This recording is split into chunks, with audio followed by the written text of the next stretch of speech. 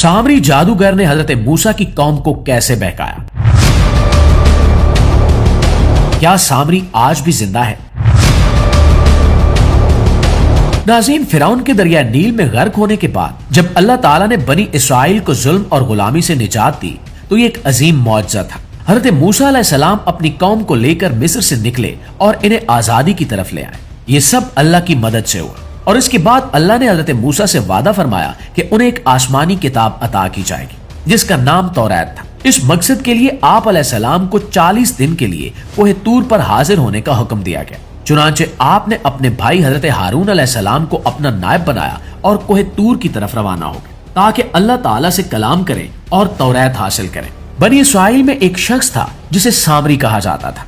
वो बज़ाहिर तो इसी कौम में शामिल था मगर दिल से सच्चा नहीं था। रिवायात में आता है कि वो बचपन से ही अजीब हालात में पला बढ़ा और बाद में एक माहिर कारीगर बन गया। इसे सोना और चांदी पिघलाकर शक्ल देने का हुनर आता था।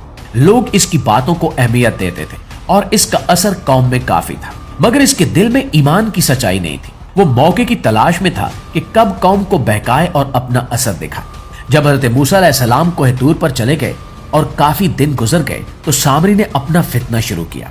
इसने लोगों से कहना शुरू किया कि क्या तुम्हें मालूम नहीं कि मूसा वापस आएंगे या नहीं। इसने बनी इसराइल से इनके जेवरात जमा करवाए। ये वही जेवरात थे जो मिस्र से निकलते वक्त साथ लाए गए थे। सामरी ने इन जेवरात को पिघलाकर एक बछड़े का मुजस्मा बनाया। उसने इसमें ऐसी चीज शामिल की जिससे वो बछड़ा गाय की तरह आवाज निकालने लगा। जब लोगों ने सोने के बछड़े को आवाज निकालते देखा तो वो हैरान रह गए। सामरी ने फौरन कहा कि यही तुम्हारा और मूसा का खुदा है, मगर मूसा इसे भूल गए। इस झूठ ने लोगों के दिलों में शक डाल दिया। आहिस्ता आहिस्ता ज्यादातर लोग इसके पीछे चल पड़े और बछड़े की पूजा शुरू कर दी। सिर्फ चंद लोग ऐसे बाकी बचे जो साबित कदम रहे और ये बनी इसराइल के लिए बहुत बड़ी आजमाइश थी। इन्होंने अपनी आंखों से अल्लाह की कुदरत देखी थी, समंदर को रास्ता बनते देखा था, मगर फिर भी एक झूठे करिश्मे के पीछे चल पड़े। दोस्तों, हजरत हारून अलैहिस्सलाम ने कौम को बहुत समझाया। उन्होंने कहा कि ए मेरी कौम, तुम एक आजमाइश में डाले गए हो। तुम्हारा रब सिर्फ अल्लाह है, इसी की इबादत करो। मगर लोगों ने इनकी बात न मानी। इन्होंने कहा कि जब तक मूसा वापस नहीं आते हम इसी बछड़े की इबादत करते रहेंगे। और यूं ये कौम एक बड़े गुनाह में मुब्तला होगी और अल्लाह के साथ शिरक करने लगी। प्यारे साथियों, जब 40 दिन पूरे हो गए तो हज़रत मूसा अलैहिस्सलाम तौरात लेकर वापस आए। अल्लाह ताला ने उन्हें पहले ही बता दिया था कि आपकी कौम आजमाइश में पड़ गई है। जब आप वापस आए और कौम को बछड़े की इबादत करते देखा तो आपको सख्त सदमा हुआ।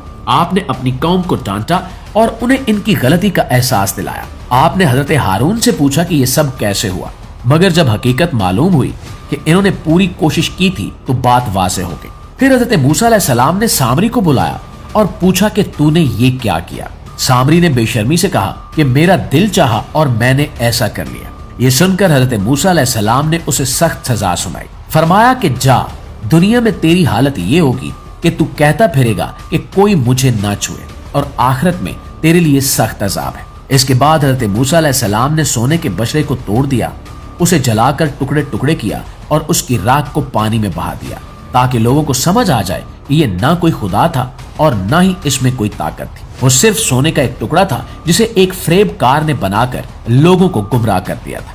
दोस्तों, जिन लोगों ने बछड़े की इबादत की थी उन्होंने अपनी गलती मानी और तौबा की। अल्लाह ताला ने सच्ची तौबा करने वालों को माफ फरमा दिया। रिवायात के मुताबिक सामरी को ऐसी बीमारी लाग हुई जिससे उसका जिस्म गलने सड़ने लगा और उससे ऐसी बदबू आती कि कोई उसके करीब जाने की हिम्मत नहीं करता था। आखिरकार वो तड़प तड़प कर जहन्नुम वासिल हो गया। दोस्तों, ये वाकया हमें सिखाता है कि जब इंसान अपने नबी की हिदायत से दूर हो जाए और झूठे लोगों की बातों में आ जाए तो वो गुमराह हो सकता है। दोस्तों, इस वीडियो के बारे में आपकी राय क्या कहती है कमेंट में जरूर बताइएगा।